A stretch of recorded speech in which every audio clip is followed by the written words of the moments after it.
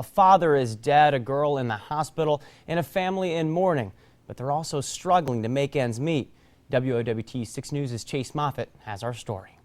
If anybody that knows her, her and Dean have never asked for a thing in their life, and never would. It's a car accident causing a family to ask why, and a sister asking for help. As if life for the Elder family wasn't already hard enough. A day before many would ring in the new year, the family's patriarch, Dean Elder, would be killed. She was on her way to take him to work. He was a passenger in this blue Chevy, his daughter Christina behind the wheel. Christina's aunt and Dean's sister-in-law, Janice Grover, now extending a word of need in the family's dark hour. You know, Dean might not have had the material things in life that mattered, but he sure had love, and he had the love of his family. Dean, as Janice describes him, was someone who put the world on his shoulders, his family at the center of that world, a wife, daughter, and son. He left behind a mom, a brother, and 3 sisters. Christina was driving Wednesday morning, her aunt tells me, because, well, Dean was like that, very trusting of the family.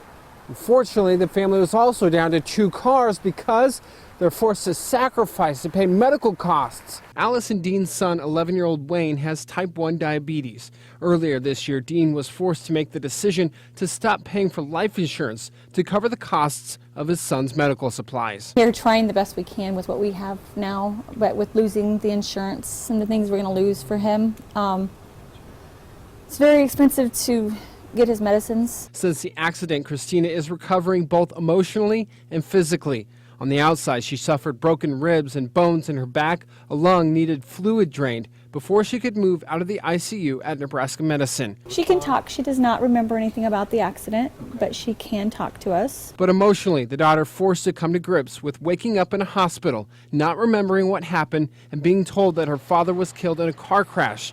She was the one behind the wheel. But she's a strong young lady. I mean, she's going to have a long recovery, but I think in the long run she'll recover. I think that most of it is just the fact that her dad's no longer here.